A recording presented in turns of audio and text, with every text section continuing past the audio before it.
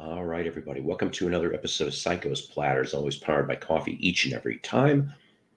Psycho, what are you going to do today? Well, it's that time already for another episode of Jukebox from Hell. So, always powered by coffee each and every time, guys. So, if in case you haven't had a chance to take a look at the last episode, which was episode 43 of Journey's Red 13 EP, you would behoove yourself to go take a look. But that's not what we're going to be talking about today. Today on your scorecards is episode 44 of Jukebox from Hell.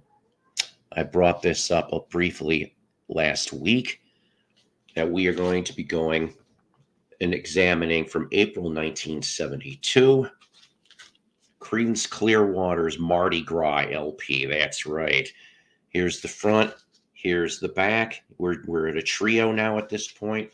On a vinyl collecting standpoint, mine just came in a good old white inner sleeve, but you'd be looking at this. So you do have, it's the fantasy label, but slightly customized title label anyway for that.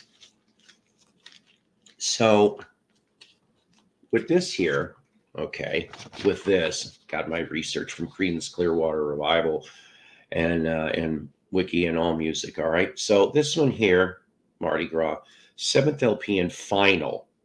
It did hit gold, but it went number 12 in the U.S.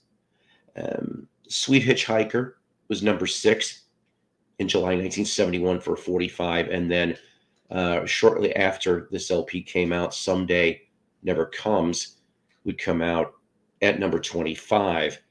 Now, the previous album before this was Pendulum, which had all 4 of them. That one was made it to 28 on the charts. This thing actually did better than Pendulum on the charts. Go figure.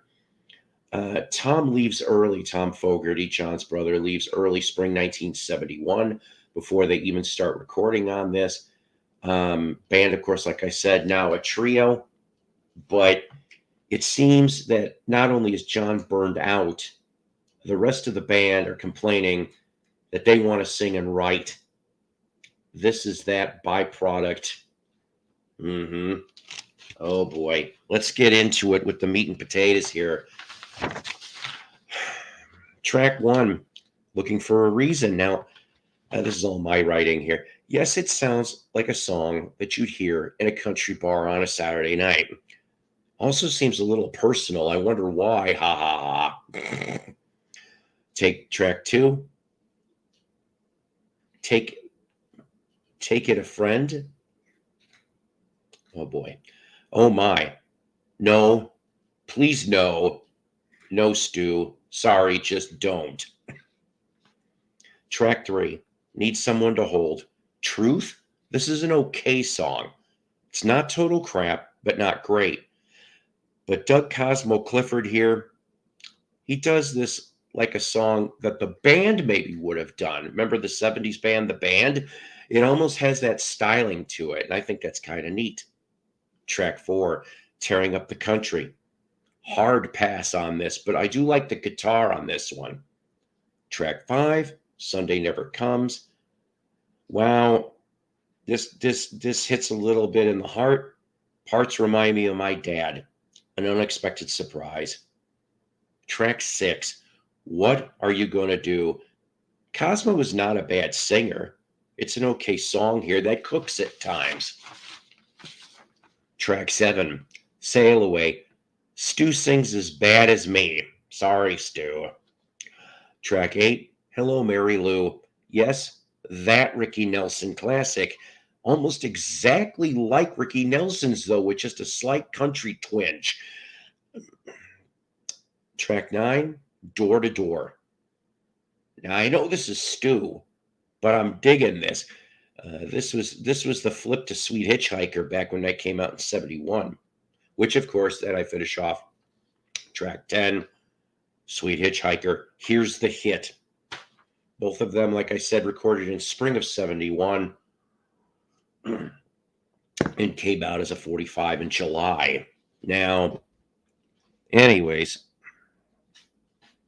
so afterwards, there isn't much of an afterwards on this, but hear me out. They do tour on this album. Go figure, right?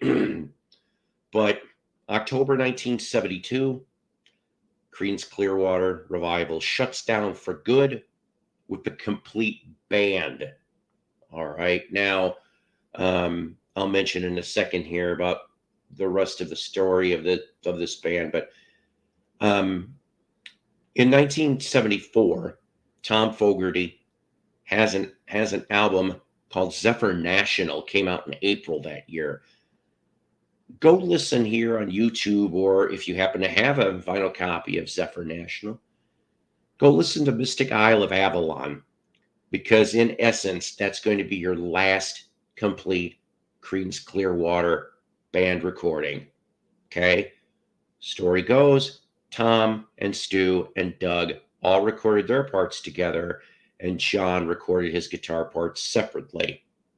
But that is the last new, at that time, Creedence Clearwater song on Tom Fogerty's Zephyr National. Now, they would get back together for Tom Fogerty's wedding and perform for a few minutes, or a few hits, if you will. And then this lineup here gets back together for one night in 1983 for their high school reunion. That's right, as the Blue Velvets. That was their name back then. It was Blue Velvets and Gollywogs and then Creedence. Are you a Creedence fan? Did you end up getting this album when it came out? What do you think of it? It could be a lot worse. I'm just going to say that. I would say, John's stuff is what really makes this album move forward. Cosmo can be a decent singer, but you know what? You got to respect Creedence Clearwater as musicians. I thought that those four always worked well together and gelled together nicely. So, like I said, if you are a Creedence fan, what's your favorite album or song? But this here, from April 1972, the Mardi Gras album. Now, you may be asking yourself, what's Psycho doing next? How about this? We're going to go forward about 9 years to October 1981. I've actually had requests for this, okay, privately and otherwise. We're going to go to the third album of the Knack. That's right, Round Trip from October 1981 will be the next episode of Jukebox from Hell. Now, you guys liking what you're hearing so far? Do you have requests? Please put them in the comments of the video. I'll stick them in the recommendation book. If I use yours, I will shout you out if my nice memory can remember. And until next time, guys, take care. Always powered by coffee. God bless, rock on, and we'll see you next time for sure.